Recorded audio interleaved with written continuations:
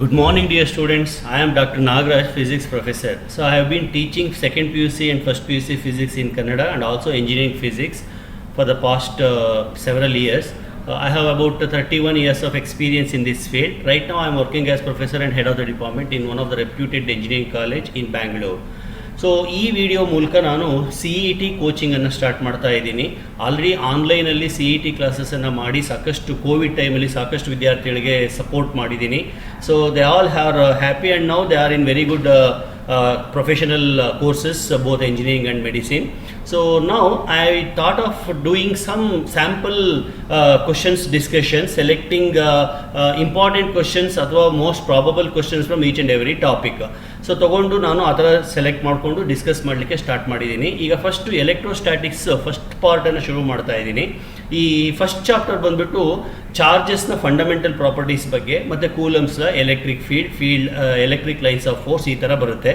So ಇಲ್ಲಿ ನಾನು concept wise divide ಮಾಡ್ಕೊಂಡಿದ್ದೀನಿ. ಈಗ ಫಾರ್ ಎಕ್ಸಾಂಪಲ್ ಫಸ್ಟ್ಗೆ ಫೋರ್ಸ್, ಕೂಲಮ್ಸ್ನ ಮತ್ತು ಫೋರ್ಸ್ ಫೋರ್ಸ್ ರಿಲೇಟೆಡ್ ಕ್ವಶನ್ಸನ್ನು ಡಿಸ್ಕಸ್ ಮಾಡೋಣ ಅಂತ ಅಂದ್ಕೊಂಡಿದ್ದೀನಿ. I hope this will help you to some extent, if not to the maximum extent. ನಿಮ್ಮ ಜರ್ನಿನಲ್ಲಿ ಆಲ್ರೆಡಿ ನೀವು CETಗೆ ಅಥವಾ ಎಂಟ್ರೆನ್ಸ್ ಎಕ್ಸಾಮ್ಸ್ಗೆ ಪ್ರಿಪೇರ್ ಆಗ್ತಾ ಇದ್ದೀರಾ. ನನ್ನ ಈ ಪ್ರಯತ್ನ ನಿಮಗೆ ಸ್ವಲ್ಪ ಸಪೋರ್ಟ್ ಮಾಡ್ಬೋದು, ಸಹಾಯ ಮಾಡ್ಬೋದು ಅಂತ ಅಂದ್ಕೊಂಡಿದ್ದೀನಿ. Feel free, share your comments. ಇದು ನನ್ನ ಪ್ರಯತ್ನ ನಿಮಗೆ ಇಷ್ಟ ಆದರೆ, ನನ್ನ ಎಕ್ಸ್ಪ್ಲನೇಷನ್ ಇಷ್ಟ ಆದರೆ ನನಗೆ ದಯವಿಟ್ಟು ತಿಳಿಸಿ, ಹಾಗೆ ನಿಮ್ಮ ಸ್ನೇಹಿತರಿಗೂ ಶೇರ್ ಮಾಡಿ, ಆಯಿತಾ. ಈಗ ಈ CETನಲ್ಲಿ ಕೆಲವೊಂದು ಪಾಯಿಂಟ್ಸ್ಗಳು ತುಂಬ ಇಂಪಾರ್ಟೆಂಟ್. ಇವನ್ನ ಮೇನ್ ಎಕ್ಸಾಮಲ್ಲಿ ಹೇಳಿರಲ್ಲ, ಅಥವಾ ಮೇನ್ ಎಕ್ಸಾಮ್ ಅಲ್ಲ, ಮೇನ್ ಡಿಸ್ಕಷನ್ಸಲ್ಲಿ ಮೇನ್ ಚಾಪ್ಟರ್ ಪಾಠ ಮಾಡ್ಬೇಕಾದ್ರೆ ಹೇಳಿರೋದಿಲ್ಲ. Because of shortage of time, ಅಥವಾ ಬಿಗಿನಿಂಗೇ ಹೇಳಿಬಿಟ್ರೆ ಮರ್ತೋಗ್ತಾರೆ ಅನ್ನೋ ಒಂದು ಉದ್ದೇಶಕ್ಕೋ ಏನೋ ಹೇಳಿರೋಲ್ಲ. ಆದರೆ ಇಲ್ಲಿ ಬರ್ತಾ ಹೋಗುತ್ತೆ. ನೀವೇನು ಮಾಡಬೇಕು, ಆ ಥರ ಪಾಯಿಂಟ್ಸ್ಗಳನ್ನು ಒಂದು ಕಡೆ ಬರ್ಕೊಳ್ತಾ ಇರಬೇಕು. ಬರ್ಕೊಂಡು ಆ ಕಾನ್ಸೆಪ್ಟ್ ಮೇಲೆ ಪ್ರಾಬ್ಲಮ್ಸ್ಗಳನ್ನು ಸಾಲ್ವ್ ಮಾಡಲಿಕ್ಕೆ ಪ್ರಯತ್ನ ಪಡಬೇಕು. ಆಮೇಲೆ ಇಲ್ಲಿ ಏನು ಡಿರೈವೇಷನ್ಸ್ ಅವೆಲ್ಲ ನಾವು ಹೇಳೋ ಅವಶ್ಯಕತೆ ಇಲ್ಲ, ಆಲ್ರೆಡಿ ನೀವು ಸ್ಟಡಿ ಮಾಡಿದ್ದೀರಾ. ಆಮೇಲೆ ಎಲ್ಲ ಈಕ್ವೇಷನ್ಸ್ ನಿಮ್ಮ ಫಿಂಗರ್ ಟಿಪ್ಸಲ್ಲಿದೆ, ಅಂದರೆ ಎಲ್ಲ ಬೆರಳು ತುದಿನಲ್ಲಿದೆ, ಅಲ್ಲೆಲ್ಲ ನಿಮಗೆ ಪ್ರಾಕ್ಟೀಸ್ ಆಗಿದೆ. ಈಗ ಕೂಲಮ್ಸ್ ಲಾ ಅಂತ ನಾನೇನು ಎಕ್ಸ್ಪ್ಲೇನ್ ಮಾಡಬೇಕಾಗಿಲ್ಲ. ಕೂಲಮ್ಸ್ನ ಅಲ್ಲಲ್ಲಿ ಬರೋ ಟರ್ಮ್ಸನ್ನು, ಅಂದರೆ Q1 ಅಂದರೆ ಏನು, Q2 ಅಂದರೆ ಏನು, ಇವನ್ನೆಲ್ಲ ಹೇಳೋ ನೆಸೆಸಿಟಿ ಇಲ್ಲ, ಆಯಿತಾ. ಬಟ್ ಈ CET ಹೆಂಗೆ ಅಂದರೆ ಒಂದಕ್ಕೊಂದು ಈ ಎಂಟ್ರೆನ್ಸ್ ಎಕ್ಸಾಮ್ ಕ್ವಶನ್ಗಳೇ ಹಾಗೆ ಡೈರೆಕ್ಟಾಗಿರೋದಿಲ್ಲ. ಅಲ್ಲಿ ಏನೇನೇನೇನೋ ಮಿಕ್ಸಪ್ ಆಗಿರುತ್ತೆ. ಯಾವುದೋ ಒಂದು ಈಕ್ವೇಷನನ್ನು ಜ್ಞಾಪಿಸ್ಕೊಂಡು ಇದನ್ನು ಸಾಲ್ವ್ ಮಾಡಬೇಕಾಗಿರುತ್ತೆ. ಎಷ್ಟೋ ಸತಿ ಫಸ್ಟ್ PUC ಕಾನ್ಸೆಪ್ಟ್ಗಳನ್ನು ನಾವು ಇಲ್ಲಿ ಯೂಸ್ ಮಾಡಬೇಕಾಗುತ್ತೆ. ಕೆಲವೊಮ್ಮೆ ಹೈಸ್ಕೂಲಲ್ಲಿ ಕಲಿತಂಥ ಜಾಮಿಟ್ರಿಯನ್ನು ಯೂಸ್ ಮಾಡಬೇಕಾಗುತ್ತೆ. ಆಮೇಲೆ ಅಪ್ರಾಕ್ಸಿಮೇಟ್ ಕ್ಯಾಲ್ಕುಲೇಷನ್ಸನ್ನು ಮಾಡಬೇಕಾಗುತ್ತೆ. ಅದಂತೂ ತುಂಬ ಇಂಪಾರ್ಟೆಂಟು. ಅದು ಟೈಮ್ ಸೇವ್ ಮಾಡುತ್ತೆ. ಅಪ್ರಾಕ್ಸಿಮೇಟ್ ಕ್ಯಾಲ್ಕುಲೇಷನ್ಸ್ ಹೆಂಗೆ ಅಂದರೆ, ಈಗ 8.85 × 10⁻12 ಅಂತ ಇದೆ. ಅದನ್ನು 8.85 ಅಂತ ಬರ್ಕೊಂಡ್ರೆ ತುಂಬ ಟೈಮ್ ತಗೊಳುತ್ತೆ. 9 ಅಂತ ಬರ್ಕೊಳ್ಳೋದು, ಆ ಥರ ಅಪ್ರಾಕ್ಸಿಮೇಟ್ ಮಾಡ್ಕೋಬೇಕು. ಆಮೇಲೆ ಆಕ್ಸಿಲರೇಷನ್ ಡ್ಯೂ ಟು ಗ್ರಾವಿಟಿ 9.8 ಅಂತ ಇದೆ, ಅದನ್ನು 10 ಅಂತ ತೊಗೊಂಡ್ರೆ ನಡೆಯುತ್ತೆ. ಗ್ರಾವಿಟೇಷನಲ್ ಕಾನ್ಸ್ಟೆಂಟ್ 6.6 × 10⁻11 ಅಂತ ಇದೆ, 7 ಅಂತ ತೊಗೊಂಡ್ರೆ ನಡೆಯುತ್ತೆ. ಮಾಸ್ ಆಫ್ ದಿ ಎಲೆಕ್ಟ್ರಾನ್ 9.1 ಅಂತ ಇದೆ, 9 ತಗೊಳ್ಳಿ. ಹಾಗೆ ಮಾಸ್ ಆಫ್ ದಿ ಪ್ರೋಟಾನ್ 1.662 ಈ ಥರ ಬರುತ್ತೆ, ಅದನ್ನು 1.6 ಅಂದ್ಕೊಳ್ಳಿ, ಅಥವಾ 2 ಅಂತ ತೊಗೊಂಡ್ರು ನಡೆಯುತ್ತೆ. Because we are more comfortable with hole numbers. ಅದಕ್ಕೋಸ್ಕರ ಈ ಫ್ರ್ಯಾಕ್ಷನ್ಸ್ ಅದೆಲ್ಲ ಬಂತು ಅಂದರೆ ಕ್ಯಾಲ್ಕುಲೇಷನ್ ಟೈಮ್ ಕನ್ಸ್ಯೂಮ್ ಮಾಡುತ್ತೆ. ಈ ಥರದ ಪಾಯಿಂಟ್ಸ್ಗಳನ್ನು ಕೂಡ ನಾವು ಮನಸ್ಸಲ್ಲಿ ಇಟ್ಕೊಂಡು ಕ್ಯಾಲ್ಕುಲೇಷನ್ಸ್ ಮಾಡ್ತಾ ಹೋದರೆ ಟೈಮ್ ಸೇವ್ ಆಗುತ್ತೆ, ಆಯಿತಾ. ಈಗ ನಾನು CET ಸಂಬಂಧಪಟ್ಟಂಗೆ ಒಂದು 2 ಪಾಯಿಂಟನ್ನು ಮೇಯ್ನ್ ಹೇಳಿಬಿಟ್ಟು ಕ್ಲಾಸ್ ಸ್ಟಾರ್ಟ್ ಮಾಡ್ಕೋತೀನಿ. ಫಸ್ಟು ಎಂಟ್ರೆನ್ಸ್ ಎಕ್ಸಾಮ್ ಪೇಪರ್ ಕೊಟ್ಟಾಗ ನೀವು ಯಾವ್ಯಾವ ಕ್ವಶನ್ ಬರುತ್ತೋ ಅದನ್ನೆಲ್ಲ ಆನ್ಸರ್ ಮಾಡ್ತಾ ಹೋಗಿ. 1, 2, 3 ಅದೇ ಆರ್ಡ್ರಲ್ಲೇ ಹೋಗ್ಬೇಕಂತ ಹೇಗೆ. 1 ಬಂತು ಮಾಡಿರಿ, 2ನೇದು ಬರಲಿಲ್ವ ಸದ್ಯಕ್ಕೆ ಪೆಂಡಿಂಗ್ ಇಡಿ, 3ನೇದಕ್ಕೆ ಹೋಗಿ, 4, 5 ಮಾಡಿ, 6ನೇದು ಬರಲಿಲ್ವ ಆಮೇಲೆ ಹೋಗಿ. ಅದು 1. 2ನೇದು ಆ ಮಾರ್ಕ್ ಮಾಡ್ತಿರಲ್ಲ, ಸರ್ಕಲ್ನ ಡಾರ್ಕ್ ಮಾಡ್ತಿರಲ್ಲ, ಅದು ತುಂಬ important. Question number 1 answer A ಬಂತ, ಕರೆಕ್ಟಾಗಿ 1A ಮುಂದೆನೇ ಮಾಡಿ.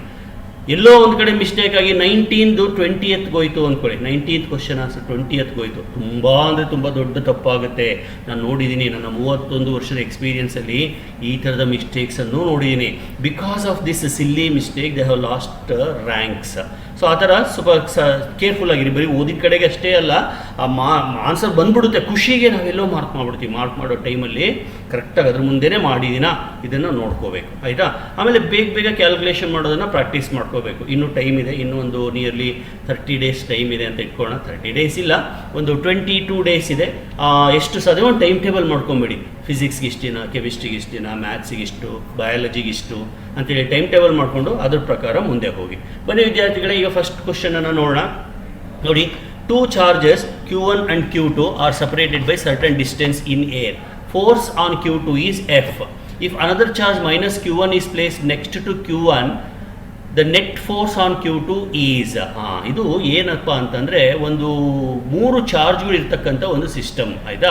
ನೀವು ಇದನ್ನು ಏನು ಮಾಡಬೇಕು, ಒಂದು ಡಯಾಗ್ರಾಮನ್ನು ಬರ್ಕೋಬೇಕು. ಡಯಾಗ್ರಾಮನ್ನು ಬರ್ಕೊಂಡ್ಬಿಟ್ರೆ ಯಾವುದೇ ಒಂದು ಪ್ರಾಬ್ಲಮನ್ನು ಕೊಡಲಿ, ಡಯಾಗ್ರಾಮನ್ನು ಬರ್ಕೊಂಡ್ಬಿಟ್ರೆ ಸಾಕಷ್ಟು ಪ್ರಾಬ್ಲಮ್ ಸಾಲ್ವ್ ಆದಂಗೆ ಆಗುತ್ತೆ. ಇಲ್ಲಿ ನೋಡಿ, ಡಯಾಗ್ರಾಮಲ್ಲಿ ಒಂದು ಸ್ಟ್ರೈಟ್ ಲೈನ್ ಇದೆ ಆಯಿತಾ. ಇಲ್ಲಿ Q2 ಇದೆ, ಇಲ್ಲಿ Q1 ಇದೆ ಆಯಿತಾ. ಅವೆರಡರ ಮಧ್ಯೆ ಇರೋ ಡಿಸ್ಟೆನ್ಸ್ ಏನೋ 1 ಮೀಟರ್ ಅಂತ ಇಟ್ಕೊ. ಎಷ್ಟೋ ಸತಿ ನಾವು ಡಿಸ್ಟೆನ್ಸ್ನ 1 ಅಂತ ಇಟ್ಕೊಂಡ್ಬಿಟ್ರೆ ಸಾಕಷ್ಟು ಪ್ರಾಬ್ಲಮ್ ಸಾಲ್ವ್ ಆಗುತ್ತೆ. ಈಗ ಇದನ್ನು F1 ಅಂತ ಕರೆಯೋಣ. It is K into Q1 Q2 divided by D square ಅಥವಾ 1 ಸ್ಕ್ವೇರ್ ಆಯಿತಾ. ನೆಕ್ಸ್ಟ್ ಏನು ಮಾಡ್ತಾರೆ, ಫೋರ್ಸ್ F ಆಯಿತು. If another charge minus Q1 is place next to Q1, ಅಂದರೆ ಈ Q1 ಪಕ್ಕಕ್ಕೆ ಮೈನಸ್ Q1 ಇಟ್ಟರೆ then net force on Q2 is, net force on Q2 ಈಗ ನೋಡಿ, Q1 Q2 ಮಧ್ಯೆ ಫೋರ್ಸ್ ಹೀಗಿದೆ, ಮತ್ತು Q1 ಮತ್ತು Q2 ಫೋರ್ಸ್ ಹೀಗಿದೆ ಆಯಿತಾ. ಇವೆರಡು ಈಕ್ವಲ್ ಆ್ಯಂಡ್ ಆಪೋಸಿಟ್ ಆಗುತ್ತೆ. ಅವಾಗ ಈ ಫೋರ್ಸು F ಅಂತ ಏನು F1 ಅಂತ ಬರ್ತಿದ್ದೀನ, ಇದು F1 ಆಗುತ್ತೆ. But F1 and F2 are equal and opposite, therefore resultant force is equal to 0. So option is answer C. ಈ ಥರ ಮಾಡ್ತಾ ಹೋಗಬೇಕು. ಗೊತ್ತಾಗ್ತಾ ಇದೆ ವಿದ್ಯಾರ್ಥಿಗಳೇ? Okay, let us continue with the question number 2. Question number 2 goes like this. A charge is divided, charge Q is divided into two parts, Q1 and Q2. Force of interaction between them is maximum only if Q1 divided by Q2 is equal to. See, this question is like this. There is a bulk charge. It is divided into two parts. Those two parts are having Q1 amount and Q2 amount. Now you keep them at certain distance apart. Now what is the force between them? Definitely is F is equal to K into Q1 Q2 by R square, the Coulomb's law. Now the question is, when the force is maximum? You know, force is maximum when the Q1 and Q2 charge product is maximum or distance is minimum. According to this equation, nodi equation anna baritini, Coulomb's law. Okay, Coulomb's law, F is equal to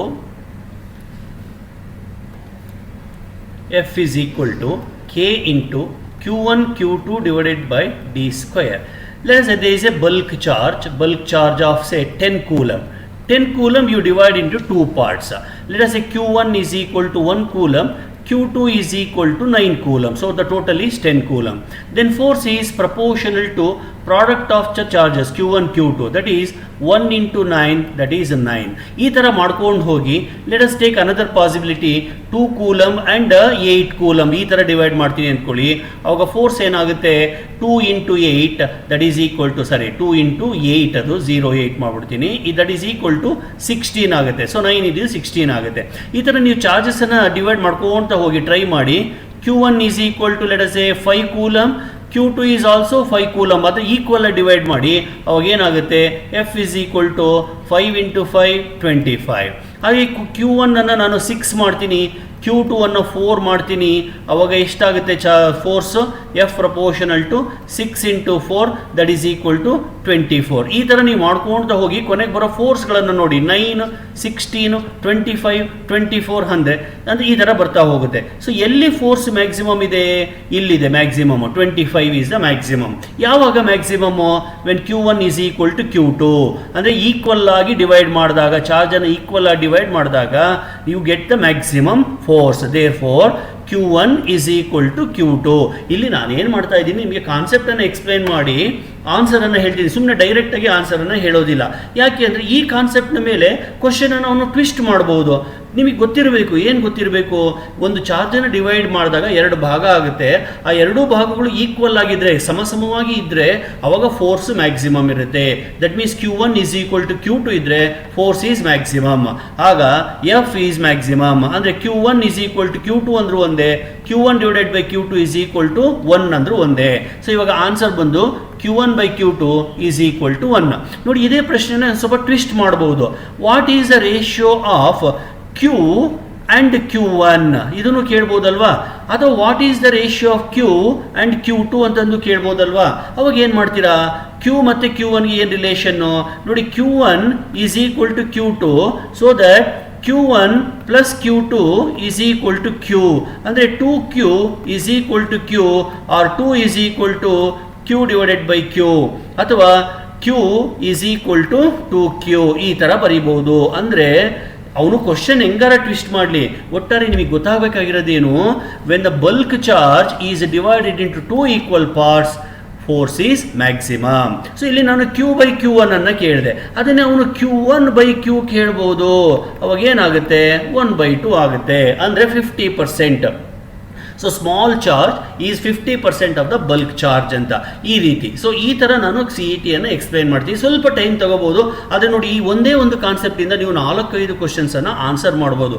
ಏನಪ್ಪ concept, force is maximum ಯಾವಾಗ, when charge is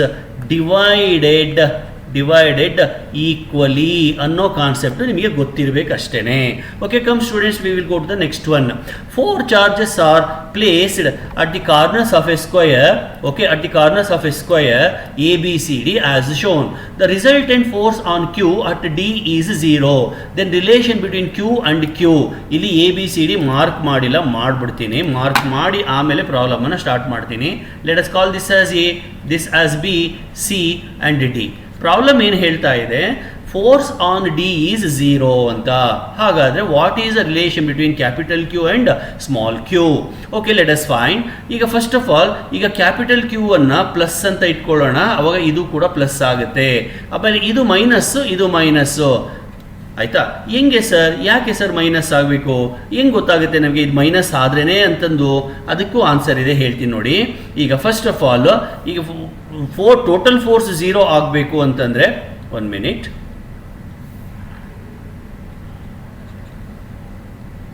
just 1 minute.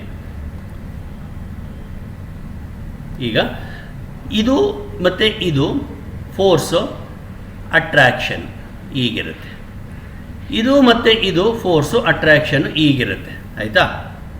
Colour change ಮಾಡ್ತೀನಿ ನಾನು. Okay, ಇದು force ಹೀಗೆ, ಇದು force ಹೀಗೆ, ಅಟ್ರಾಕ್ಷನ್ನು, ಅವೆರಡರ resultant force ಈ ಥರ. I call it as FAC. ಈಗ ಈ FACನ ಕ್ಯಾನ್ಸಲ್ ಮಾಡಬೇಕು ಅಂದರೆ ಈ ಥರ ಒಂದು ಫೋರ್ಸ್ ಇರಲೇಬೇಕಲ್ವಾ? ಅಂದರೆ between B and D there must be repulsion ಆಗಿರಬೇಕಲ್ವಾ? ಅಂದರೆ ಈ ಪ್ಲಸ್ Q ಮತ್ತು ಮೈನಸ್ Q ಆಪೋಸಿಟ್ ಚಾರ್ಜಸ್ ಆಗಿರುತ್ತೆ, ಈ ಸ್ಮಾಲ್ q ಲೈಕ್ ಚಾರ್ಜಸ್ ಆಗಿರುತ್ತೆ. ಸೊ ನಾನು ಇದನ್ನು ಪ್ಲಸ್ ಅಂತ ತಗೊಂಡಾಗ ಇದನ್ನು ಮೈನಸ್ ಅಂತಂದೇ ತಗೋಬೇಕು, ಇದನ್ನು ಮೈನಸ್ ಅಂತ ತಗೊಂಡಾಗ ಇದನ್ನು ಮೈನಸ್ ಅಂತಂದೇ ತಗೋಬೇಕು. ಅಕಸ್ಮಾತ್ ನಾನು ಇದನ್ನು ಪ್ಲಸ್ ಅಂತ ತಗೊಂಡ್ರೆ ಅವಾಗ ಏನಾಯಿತು, between A and B repulsion, between A and D repulsion, between C and D repulsion ಅಲ್ವಾ? ಅವಾಗ ರಿಸಲ್ಟೆಂಟ್ ಫೋರ್ಸು ಈ ಥರ, ಅಂದರೆ ಎಲ್ಲ ಫೋರ್ಸು ಇದೇ ಥರ, ಅಂದರೆ ಟೋಟಲ್ ಫೋರ್ಸ್ 0 ಆಗೋ ಚಾನ್ಸ್ ಇಲ್ಲ. ಗೊತ್ತಾಯ್ತಲ್ವಾ? ಸೊ ಈ ಥರ ನಾವು ಫಸ್ಟು ಚಾರ್ಜಸ್ಸನ್ನು ಐಡೆಂಟಿಫೈ ಮಾಡ್ಕೋಬೇಕು. ಓಕೆ, FAC, ಇದನ್ನು FB ಅಂತ ಕರಿತೀನಿ. ಓಕೆ, FB ಅಂತ ಕರಿತೀನಿ. ಈಗ ಪ್ರಾಬ್ಲಮನ್ನು ಸ್ಟಾರ್ಟ್ ಮಾಡೋಣ. So first FA is equal to FC is equal to Q divided by 1 square. Side ಲೆಂತನ್ನು 1 ಅಂತ ತಗೋತೀನಿ, 1 1 1 1. ಆಯಿತಾ? That is equal to Q. Okay, ಈಗ FA ಈ ಥರ ಇದೆ, FC ಈ ಥರ ಇದೆ. This is FC, this is FA. So the resultant will be like this, that I call as FAC. So FAC is equal to square root of P square plus Q square plus 2PQ cos theta. That is FA square plus FC square plus 2FA FC cos theta. ಇಲ್ಲಿ ನೋಡಿ theta ಬಂದು 90 degree ಇದೆ, ಹಾಗಾಗಿ this term becomes 0. ಆಯಿತಾ? So ಅಲ್ಲಿಗೆ FAC is equal to root of FA square plus FA square, ಎರಡು same ಇರೋದ್ರಿಂದ plus 0 ಆಗೋಗ್ಬಿಡುತ್ತೆ. ಅಲ್ಲಿಗೆ FA ರೂಟ್ 2 ಇಂಟು FA ಆಯಿತು. ಸೊ FAC ಬಂತು. ನೆಕ್ಸ್ಟು ಇದನ್ನು F ಈಕ್ವೇಷನ್ 1 ಅಂತ ಕರೆಯೋಣ. ನೆಕ್ಸ್ಟು FB ಬಂದ್ಬಿಟ್ಟು K into small q by root 2 square. ಇದು ಇಂಪಾರ್ಟೆಂಟ್. ಸರ್ ಹೆಂಗೆ ಸರ್ ರೂಟ್ 2 ಆಗುತ್ತೆ? ನೋಡಿ ಡಯಾಗ್ರಾಮನ್ನು ನೋಡಿ, BD ಬಂದ್ಬಿಟ್ಟು ಡಯಾಗನಲ್, ಇದು D ಇದು B. ಈಗ ಈ ಪೈಥಾಗರಸ್ ಥಿಯರಮನ್ನು ಅಪ್ಲೈ ಮಾಡಿ 1 ಇದು ರೂಟ್ 2 ಆಗಲೇಬೇಕು. ಆಯಿತಾ? ಸೊ ಆ ಬೇಸಿಸ್ ಮೇಲೆ ಬರೆದೆ. That is equal to Q square divided by 2 ಆಯಿತು. I call this as equation number 2. ಈಗ ಡಯಾಗ್ರಾಮಲ್ಲಿ ನಾನು ಹೇಳಿದೆ ಫೋರ್ಸ್ಗಳು ಆಪೋಸಿಟ್ ಇದ್ದರೆ ಮಾತ್ರನೇ ಕ್ಯಾನ್ಸಲ್ ಆಗೋದು ಅಂತ. ಸೊ ನೋಡಿ, ಇದು FB ಆಯಿತಾ. ಇದು ಎಫ್ ಎ ಸಿ ಎರಡು ಆಪೋಸಿಟ್ ಇದೆ, ಹಾಗಾಗಿ F A minus F B ಮಾಡಬೇಕು, ಅಥವಾ F A C is equal to F B ಮಾಡಬೇಕು. Then only the resultant force is a zero ಆಗಬೇಕು. ಅಂದರೆ ಎರಡು ಫೋರ್ಸ್ ಈಕ್ವಲ್ ಆ್ಯಂಡ್ ಅಪೋಸಿಟ್ ಇರಬೇಕು. ಸರಿ, ಸಬ್ಸ್ಟಿಟ್ಯೂಟ್ ಮಾಡಿ. √2 F A is equal to Q square divided by 2. Proceed further. √2 into 2 ಈ ಕಡೆ, ಯಾಕಂದರೆ ಇಲ್ಲಿ ಕೆಳಗಡೆ ಇರೋದು ಬಂದು ಈ ಕಡೆ ಬರುತ್ತೆ. F A is already available. Q is equal to Q square. ನೋಡಿ ಇಲ್ಲಿದೆ ಎಫ್ ಕ್ಯೂ ಕೆ ಎಲ್ಲದರಲ್ಲಿದೆ, ಕ್ಯಾನ್ಸಲ್ ಆಯಿತು ಬಿಡಿ. ಇವಾಗ ಒಂದು ಕ್ಯೂ ಕ್ಯಾನ್ಸಲ್ ಮಾಡೋಣ. ಹಾಗೆ 2√2q is equal to small q. 2√2q is equal to small q. ಇದು ಮ್ಯಾಗ್ನಿಟ್ಯೂಡ್ ವೈಸ್ ಆಯಿತು. ಆದರೆ ನಮಗೆ ಗೊತ್ತು ಸ್ಮಾಲ್ ಕ್ಯೂ ನೆಗೆಟಿವ್ ಇದ್ದರೆ ಕ್ಯಾಪಿಟಲ್ ಕ್ಯೂ ಪಾಸಿಟಿವ್ ಇರುತ್ತೆ, ಸ್ಮಾಲ್ ಕ್ಯೂ ಪಾಸಿಟಿವ್ ಇದ್ದರೆ ಕ್ಯಾಪಿಟಲ್ ಕ್ಯೂ ನೆಗೆಟಿವ್ ಇರುತ್ತೆ. ಹಾಗಾಗಿ ನೀವು Q is not just 2√2q ಅಂತ ಬರಿಬೇಡಿ, ಸೈನನ್ನು ಮೆನ್ಷನ್ ಮಾಡಿ. ಇದು ಕ್ಯೂ ನೆಗೆಟಿವ್ ಆದರೆ capital Q positive, small Q positive ಆದರೆ capital Q negative. So this is the answer. So ಆ ಬೇಸಿಸ್ ಮೇಲೆ I go with the option number B. Okay, so this is ನೋಡಿ, ಇದು ಮತ್ತೆ ಒನ್ಸ್ ಅಗೇನ್ ಈ ಪ್ರಾಬ್ಲಮಲ್ಲಿ ನೋಡೋದಕ್ಕೆ ಒಂದು ಪ್ರಾಬ್ಲಮ್ಮು, ಎಷ್ಟೊಂದು ಕಾನ್ಸೆಪ್ಟ್ ಇನ್ವಾಲ್ವ್ ಆಗಿದೆ. ರಿಸಲ್ಟೆಂಟ್ ಫೋರ್ಸ್ ಕಂಡುಹಿಡಿಯೋದಿರ್ಬೋದು, ಅಥವಾ ಕೂಲಮ್ಸ್ ಲಾನ ಅಪ್ಲೈ ಮಾಡಿಕೊಂಡು force acting on the charge ಕಂಡುಹಿಡಿಯೋದಿರ್ಬೋದು, ಆಯಿತಾ, ಅಥವಾ ರಿಸಲ್ಟೆಂಟ್ ಫೋರ್ಸ್ ಝೀರೋ ಆಗೋದು ಯಾವಾಗ, ಇವೆಲ್ಲ ಕೂಡ ಈ ಪ್ರಾಬ್ಲಮಲ್ಲಿ ಇನ್ವಾಲ್ವ್ ಆಗಿದೆ. Okay, let us go to the question number 4. Excess number of electrons that must be placed on each of the two small spheres placed 3 cm apart with force of repulsion 10⁻19 Newton is. ಅಂದರೆ question ಅನ್ನು ಅರ್ಥ ಮಾಡ್ಕೊಳ್ಳಿ. C E ಟಿಯಲ್ಲಿ ಇದೇ ಸಮಸ್ಯೆ ಆಗೋದು, ಕ್ವಶನ್ನೇ ಅರ್ಥ ಆಗಲ್ಲ ಎಷ್ಟೋ ಸರ್ತಿ. ಇಲ್ಲಿ ಏನು ಹೇಳ್ತಿದ್ದಾನೆ, ಎರಡು ಸ್ಪಿಯರ್ಗಳಿದ್ದಾವೆ, ಈ ಎರಡು ಸ್ಪಿಯರ್ಗಳ ಮಧ್ಯೆ ಗ್ಯಾಪು ಎಷ್ಟಿದೆ, 3 ಸೆಂಟಿಮೀಟರ್ ಇದೆ. ದಟ್ ಈಸ್ 3 × 10⁻2 ಮೀಟರ್ ಇದೆ. ಇಲ್ಲಿ ಕ್ಯೂ ಅಮೌಂಟ್ ಆಫ್ ಚಾರ್ಜು, ಇಲ್ಲೂ ಕ್ಯೂ ಅಮೌಂಟ್ ಆಫ್ ಚಾರ್ಜು. ಇವೆರಡರ ಮಧ್ಯೆ ರಿಪಲ್ಷನ್ ಇದೆ. ಎಷ್ಟು repulsion? 1 × 10⁻−19 newton. Okay, so distance is 3 × 10⁻2 metre. ಈಗ ನಾನು ಈ ಸ್ಪಿಯರ್ಗಳ ಮೇಲೆ ಎಷ್ಟು ಎಕ್ಸಸ್ ಎಲೆಕ್ಟ್ರಾನ್ಸ್ ಇದೆ ಅಂತ ಕಂಡುಹಿಡಿಬೇಕು. ಎಕ್ಸಸ್ ಎಲೆಕ್ಟ್ರಾನ್ಸ್ ಅಂದರೆ ನೆಗೆಟಿವ್ ಚಾರ್ಜ್ ಅಂತ ಅರ್ಥ, ಡಿಫಿಷಿಯನ್ಸಿ ಆಫ್ ಎಲೆಕ್ಟ್ರಾನ್ಸ್ ಅಂದರೆ ಪಾಸಿಟಿವ್ ಅಂತ ಅರ್ಥ. ಸೊ ನಾನು ಒಂದು ಎಲೆಕ್ಟ್ರಾನನ್ನು ಹಾಕಿದ್ದೀನಿ ಅಂದರೆ ಅದು 1 × e ಚಾರ್ಜ್. ಎರಡು ಎಲೆಕ್ಟ್ರಾನ್ ಹಾಕಿದ್ದೀನಿ ಅಂದರೆ 2 × e ನೆಗೆಟಿವ್ ಆಫ್ ಕೋರ್ಸ್. ಅದೇ ಥರ if I remove 1 electron it is +1e. If I remove 2 electrons it is +2e. So that way here excess ಆಗಿರೋದ್ರಿಂದ Q is equal to -NE. Minus sign ಇಲ್ಲೇ ಬರ್ದಿರೋದ್ರಿಂದ I just leave this negative sign. Now come on, go to Coulomb's law formula. F is equal to K ಅಂದರೆ 1/4πε0 Q into Q divided by D square. That implies, ಅಥವಾ that is equal to K Q square divided by D square. ಈಗ ನಾನು Q square ಅನ್ನು first ಕಂಡುಹಿಡ್ಕೊಂಡ್ಬಿಡ್ತೀನಿ. That is F into D square divided by K. Cross multiply ಮಾಡಿದೆ. F is equal to given 10⁻−19. D square given, that is 3 square, that is 3 × 3 9.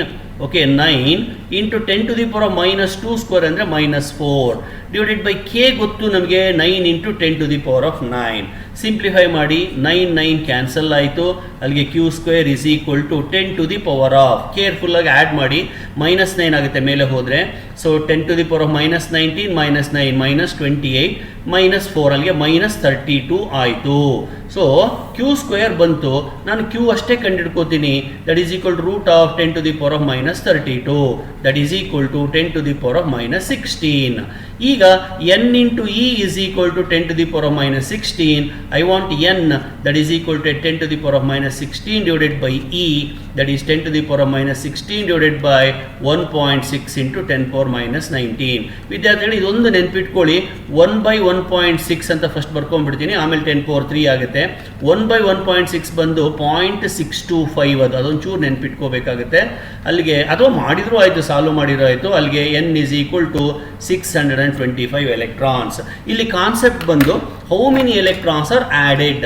ಅದೇ ಥರ how many electrons removed ಕೂಡ ಕೇಳ್ಬೋದು. Excess ಅನ್ನೋ ಬದಿಗೆ deficiency ಅಥವಾ number of electrons removed ಅಂತ ಕೂಡ ಕೇಳ್ಬೋದು. Once again it is on the basis of Coulomb's law only. Okay, I hope you are following my explanation. ಅರ್ಥ ಆಗ್ತಿದೆ ಅಂತ ಅಂದ್ಕೊಂಡಿದ್ದೀನಿ. Next the ratio of electrostatic force of gravitational force, electrostatic force gravitational force between electron and proton. ಇದಕ್ಕೆ answer ಹೇಳ್ಬಿಡ್ತೀನಿ, ಸಾಧ್ಯವಾದ ನೆನ್ಪಿಟ್ಕೊಳ್ಳಿ. 10 to the power of 39 ಇರುತ್ತೆ, around 2.3 into 10 power 39. ಬರೀ 10 powers ಅನ್ನು ಕೊಟ್ಟಾಗ 10 power 39 ಅಷ್ಟೇ ನೋಡಿ ಎಷ್ಟೋ ಸತಿ ನಾವು ಬರೀ ಆಪ್ಷನ್ ನೋಡೇನೆ ಆನ್ಸರನ್ನು ಡಿಸೈಡ್ ಮಾಡಿಬಿಡ್ಬೋದು.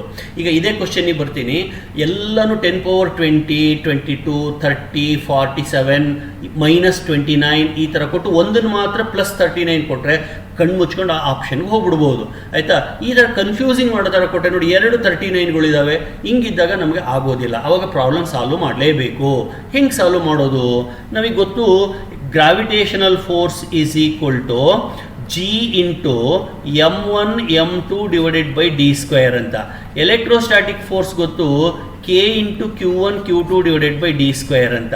ಈಗ ಎರಡರದ್ದು ರೇಷಿಯೋ ತಗೊಳ್ಳೋಣ. Electrostatic divided by gravitational, that is equal to K Q1 Q2 divided by G m1 m2. K value 9 into 10 power 9. Q electron charge 1.6 into 10 power minus 19. Proton charge is also same, divided by G 6.6 into 10 to the power of minus 11. Mass of the electron 9.1 ಇದೆ, 9 ತಗೋತೀನಿ, into 10 power minus 31. Mass of the proton 1.66 ಇರುತ್ತೆ, 1.6 ಅಷ್ಟೇ ತಗೋತೀನಿ. ಇದನ್ನೇ approximate calculation, into 10 power minus 27. ಈಗ simplify ಮಾಡಿ, 9 cancel ಆಯಿತು, 1.6 cancel ಆಯಿತು.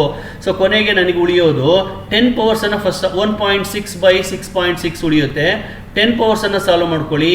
ಮೇಲ್ಗಡೆ 19 ಅಂದರೆ 1 +9 ಇದೆ, ಅಲ್ಲಿಗೆ 10 to the power of minus 29 ಆಯಿತು. ಡಿವೈಡೆಡ್ ಬೈ ಕೆಳಗಡೆ ಇದೆಲ್ಲ ಸಾಲ್ವ್ ಮಾಡ್ಕೊಳ್ಳಿ, ಸ್ವಲ್ಪ ಟೈಮ್ ತಗೊಳುತ್ತೆ. -11 ಆಯಿತಾ, -31, -27 ಇವನ್ನೆಲ್ಲ ಹಾಕ್ಕೊಂಡು ಸಾಲ್ವ್ ಮಾಡಿ, ನಿಮಗೆ 10 to the power of minus 10 ಬರುತ್ತೆ. ಆಯಿತಾ? ಸೊ ಅಲ್ಲಿಗೆ 1.6 by 6.6. ಇನ್ನು ನೋಡಿ 1.6 ಅನ್ನು ರಫ್ ಆಗಿ 2 ಅಂತ ಬರ್ಕೋತೀನಿ. ಈ ಥರ ಡೆಸಿಮಲ್ಸ್ ಇದ್ದಾಗ ನೆಕ್ಸ್ಟ್ ನಿಯರೆಸ್ಟ್ ನಂಬರ್ಗೆ, ಈಗ 1.5 ಆನ್ವರ್ಡ್ಸ್ ಇತ್ತು ಅಂದರೆ ನೆಕ್ಸ್ಟ್ ನಿಯರೆಸ್ಟ್ ನಂಬರ್ಸ್ಗೆ ಅಂದರೆ 2ಗೆ ನೀವು ರೌಂಡ್ ಆಫ್ ಮಾಡ್ಕೊಳ್ಳಿ. ಆಮೇಲೆ ಆನ್ಸರ್ ಕಡೆ ಗಮನ ಕೊಡೋಣ. ನೆಕ್ಸ್ಟ್ 6.6 ಇದೆ, ಇದನ್ನು ಎಷ್ಟಕ್ಕೆ ರೌಂಡ್ ಆಫ್ ಮಾಡ್ಕೋತೀರಾ? 7ಗೆ ರೌಂಡ್ ಆಫ್ ಮಾಡ್ಕೋತೀನಿ, into 10 to the power of 39 ಆಗೋಯ್ತು. ಇವಾಗ 2/7 ಸಿಂಪ್ಲಿಫೈ ಮಾಡಿ, 2/7 7 2s 7 2 14 ಆಯಿತಾ. ಸೊ 2 ಅಂದರೆ 20ನಲ್ಲಿ 1.4 ಅಂದರೆ 6 ಉಳಿಯುತ್ತೆ, ಅಲ್ಲಿಗೆ 7 6 ಈ ಥರ ಮಾಡ್ಕೊಳ್ತಾ ಹೋದರೆ 2 ಪಾಯಿಂಟ್ ಸಮಥಿಂಗ್ ಬರ್ತಾ ಹೋಗುತ್ತೆ. ಸೊ 2 ಪಾಯಿಂಟ್ ಸಮಥಿಂಗ್ ಅಂತಂದರೆ ಅಲ್ಲಿರೋದು ಒಂದೇ answer 2.3. 2 point something into 10 power 39. So 2 point something into 10 power 39 ಅಂತಂದ್ರೆ ಅವಾಗ ಆಪ್ಷನ್ ಕಡೆ ನೋಡಿದಾಗ ಇಲ್ಲಿ ಬರೀ 2.3 ಒಂದೇ ಇರೋದು. ಇನ್ನೊಂದಿದೆ 2.3 ಇದೆ, ಆದರೆ 10 power 29 ಇದೆ. ಸೊ ಹಾಗಾಗಿ I go with 2.3 into 10 power 39. ಈ ಥರ ಇದನ್ನು ಸಾಲ್ವ್ ಮಾಡಬೇಕು. ಸಾಧ್ಯವಾದರೆ ಈ ವ್ಯಾಲ್ಯೂನ ನೆನ್ಪಿಟ್ಕೊಳ್ಳಿ, ಇದೊಂದು ಸ್ಟ್ಯಾಂಡರ್ಡ್ ವ್ಯಾಲ್ಯೂ, ಇದು ಸ್ಟ್ಯಾಂಡರ್ಡ್ ಆನ್ಸರ್. ಇದು ಗ್ರಾವಿಟೇಷನಲ್ ಫೋರ್ಸು ತುಂಬ ವೀಕ್ ಅಂತ ಹೇಳೋದಕ್ಕೆ, ಅಥವಾ ಎಲೆಕ್ಟ್ರೋಸ್ಟ್ಯಾಟಿಕ್ ಫೋರ್ಸ್ ತುಂಬ ಸ್ಟ್ರಾಂಗ್ ಅಂತ ಹೇಳೋದಕ್ಕೆ ಈ ಎಕ್ಸಾಂಪಲನ್ನು ಕೊಟ್ಟಿರ್ತಾರೆ. Electrostatic force is 10 power 39 times greater than gravitational force in the case of electron and proton. ಅದಕ್ಕೋಸ್ಕರ ಈ ಪ್ರಾಬ್ಲಮನ್ನು ಮಾಡಿಸಿರ್ತಾರೆ ರೆಗ್ಯುಲರ್ ಕ್ಲಾಸಲ್ಲಿ. Okay, next question. Force between two charges 6 cm apart is 5 Newton. So ನೀವು ಯಾವುದೋ ಒಂದು ಪ್ರಾಬ್ಲಮ್ ಕೊಟ್ಟಾಗ ಫಸ್ಟ್ ಸಾಧ್ಯವಾದರೆ ಈ ಥರ ವ್ಯಾಲ್ಯೂಸನ್ನು ಬರ್ಕೊಂಬಿಡಿ. ಇಲ್ಲಿ ಡಿಸ್ಟೆನ್ಸನ್ನು ಕೊಟ್ಟಿದ್ದಾರೆ 6 into 10 power minus 2 meter. ಆಮೇಲೆ ಫೋರ್ಸನ್ನು ಕೊಟ್ಟಿದ್ದಾರೆ. If each charge is moved towards other by 1 centimeter. ಇಲ್ಲಿದೆ ಟ್ವಿಸ್ಟ್. ಚಾರ್ಜ್ಗಳನ್ನು ನೀವು ಮೂವ್ ಮಾಡ್ತಿದ್ದೀರಾ ಒಂದಕ್ಕೊಂದು ಹತ್ತಿರಕ್ಕೆ by 1 centimeter. What is the new force ಅಂತ ಇಲ್ಲಿ ಏನಾಗ್ತಾ ಇದೆ ನೋಡಿ ವಿದ್ಯಾರ್ಥಿಗಳೇ, ಚಾರ್ಜ್ಗಳು ಇಷ್ಟು ದೂರದಲ್ಲಿದ್ದಾವೆ. ಎಷ್ಟು ದೂರದಲ್ಲಿದ್ದಾವೆ? 6 centimeter ದೂರದಲ್ಲಿದ್ದಾವೆ. ಸೊ ಇನಿಷಿಯಲ್ ಡಿಸ್ಟೆನ್ಸ್ ಎಷ್ಟು? 6 centimeter. Now you are moving it by 1 centimeter. This also you are moving by 1 centimeter. ಅಲ್ಲಿ ಈ ಕಡೆಯಿಂದ ಒಂದು ಮೈನಸ್ ಮಾಡಿ. What is the now new gap? ಈ ಕಡೆ ಮೈನಸ್ ಅಂದರೆ ಉಳಿಯೋದೆಷ್ಟು? 4. ಸೊ ಅಂದರೆ initially it was 6, now it is 4. ಎರಡು ಡಿಸ್ಟೆನ್ಸ್ಗಳು, ಎರಡು ಫೋರ್ಸ್ಗಳು ಅಷ್ಟೇ. ಸೊ ಇದನ್ನು F1, ಇದನ್ನು D1. Next D2 4 centimeter, F2 question mark. ನಿಮಗೆಲ್ಲ ಗೊತ್ತಿದೆ, F is inversely proportional to square of the distance. Therefore, F1 divided by F2 is equal to 1 by D1 square divided by 1 by D2 square, that is D2 square by D1 square. So F1 substitute ಮಾಡಿ 5, F2 ಗೊತ್ತಿಲ್ಲ, I retain it as it is.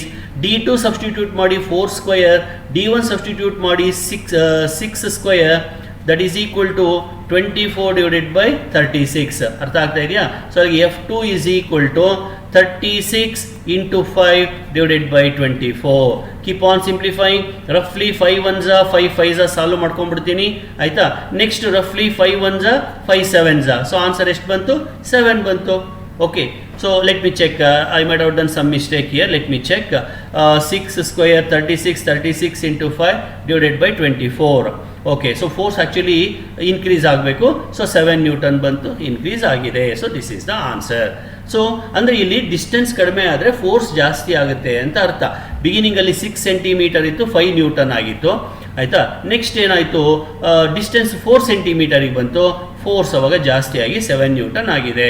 So F1 is 5 newton, F2 as it is, D1 is 4 square, D2 is 4 square, numerator D2 4 square, denominator 6 square. 2 ಸೆಂಟಿಮೀಟ್ರಲ್ಲಿ ಇರೋದ್ರಿಂದ conversion not required. So 4 square sir ಇಲ್ಲಿ mistake ಮಾಡಿದೆ, correct. ನನಗೇನೋ answer ಸ್ವಲ್ಪ ತಪ್ಪು ಬಂದಿದೆ ಅನ್ನಿಸ್ತು. Yes, here is a mistake. Sorry students. ನೋಡಿ ಈ ಥರನೇ ಹರಿಬರಿನಲ್ಲಿ ಮಾಡಿದಾಗ ಮಿಸ್ಟೇಕ್ಸ್ ಆಗೋ ಚಾನ್ಸಸ್ ಇರುತ್ತೆ. 4 ಸ್ಕ್ವೇರ್ 24 ಅಲ್ಲ 16 ಡಿವೈಡೆಡ್ ಬೈ 36 ಆಯಿತು. So F2 is equal to 36 into 5 divided by 16. ಓಕೆ, ಸಾಲ್ವ್ ಮಾಡ್ಕೊಳ್ತಾ ಹೋಗಿ. 4 4s 4 9s. ಸೊ 9 5s 45 divided by 4 around 11 point something. So ಅಲ್ಲಿ answer 11.25 Newton, not 7 as I told earlier. It is not 7, it is 11.25. Okay, with this I move on to the next question. 4 charges are arranged as shown in figure. Force on the charge kept at the center. ಸೆಂಟರಲ್ಲಿ ನೀವು ಒಂದು ಚಾರ್ಜನ್ನು ಇಡ್ತಾ ಇದ್ದೀರಾ. What is the force? ಈಗ ಸೆಂಟರಲ್ಲಿ ಯಾವುದೋ ಒಂದು ಚಾರ್ಜನ್ನು ಇಟ್ಟಿದ್ದೀರಾ ಅಂದ್ಕೊಳ್ಳಿ. ಈ ಪ್ರಶ್ನೆ ಪ್ರಕಾರ ಆಲ್ರೆಡಿ ಅವರು ಚಾರ್ಜ್ ಸೈನನ್ನು ಮೆನ್ಷನ್ ಮಾಡಿದ್ದಾರೆ. ಇದು ಪಾಸಿಟಿವ್, ಇದು ಪಾಸಿಟಿವ್, ಇದು ನೆಗೆಟಿವ್, ಇದು ನೆಗೆಟಿವ್. ಈಗ force on the charge kept at the centre. ನೀವು ಎಂಥ ಚಾರ್ಜನ್ನು ಇಡ್ತೀರಾ, ಯಾವುದಾದ್ರೂ ಇಡಿ, ನೀವು ತೊಂದರೆ ಇಲ್ಲ. Okay, I keep positive charge only ಅಂತ ಇಟ್ಕೊಳ್ಳೋಣ. ಅವಾಗ between the A and O there is repulsion. Okay, between B and O there is repulsion. So resultant is downward. ಈ ಥರ ಆಗುತ್ತೆ. ಇದನ್ನು ನಾನು ಎಫ್ ಆಫ್ ಎ ಬಿ ಅಂತ ಕರೆದಿರ್ತೀನಿ. ಈಗ ನೆಕ್ಸ್ಟ್ ಇನ್ನೆರಡು ಚಾರ್ಜ್ ಉಳ್ಕೊಂಡಿದೆಯಲ್ಲ, ಯಾವುದು? C. Due to C attraction, due to Q attraction, ಅವಾಗಲೂ ಕೂಡ ಅದು ಡೌನ್ವರ್ಡೇ ಇರುತ್ತೆ. ಅಂದರೆ F of C D. So ಇಲ್ಲಿ ಸೆಂಟರ್ನ ಮೇಲೆ ಎರಡು ಫೋರ್ಸ್ಗಳು ಡೌನ್ವರ್ಡ್ ಆ್ಯಕ್ಟ್ ಮಾಡ್ತಾ ಇದ್ದಾವೆ. ಡೌನ್ವರ್ಡ್ ಆ್ಯಕ್ಟ್ ಮಾಡ್ತಾ ಇದ್ದಾವೆ ಅಂತಂದರೆ ಅಲಾಂಗ್, ಇವಾಗ ನೋಡಿ, along A C perpendicular to A B ಏನೇನೋ ಆಪ್ಷನ್ಸ್ ಇದಾವಲ್ವಾ. ಸೊ ಈ ಥರ ನಿಮ್ಮದು ರೆಕ್ಟ್ಯಾಂಗಲ್ ಸ್ಕ್ವೇರು ಇದೆ. ಇದು ಫೋರ್ಸ್, ಹಿಂಗಿದೆ ಫೋರ್ಸು. ನಾನು ಇದನ್ನು ಎ ಅಂತ, ಇದನ್ನು ಬಿ ಅಂತ, ಇದನ್ನು ಸಿ ಅಂತ, ಇದನ್ನು ಡಿ ಅಂತ ಕರೆದಿದ್ದೀನಿ. ಸೊ ರಿಸಲ್ಟೆಂಟ್ ಫೋರ್ಸ್ ಹೆಂಗಿದೆ? ಡೌನ್ವರ್ಡ್ ಇದೆ ಅಂತಂದರೆ it is almost perpendicular to A B ಅಲ್ವಾ. ಸೊ ಅಲ್ಲಿಗೆ ಆಪ್ಷನ್ ಡಿ. ಇಲ್ಲಿ ಕ್ಯಾಲ್ಕುಲೇಷನ್ ಮಾಡೋದು ಏನೂ ಇಲ್ಲ. ಡಯಾಗ್ರಾಮನ್ನು ನೋಡಿ ಡೈರೆಕ್ಷನ್ಸನ್ನು ನೀಟಾಗಿ ಬರೆದು ಅದಕ್ಕೆ ಆನ್ಸರ್ ಮಾಡಿದರೆ ಆಯಿತು ಅಷ್ಟೇ. ಸೊ ಇಲ್ಲಿ 4 charges are arranged, plus Q, ಆಮೇಲೆ minus Q. So what is the direction of the force kept at the direction of force on the charge kept at the center? ಓ. ಗೊತ್ತಾಯ್ತಲ್ವ ವಿದ್ಯಾರ್ಥಿಗಳೇ?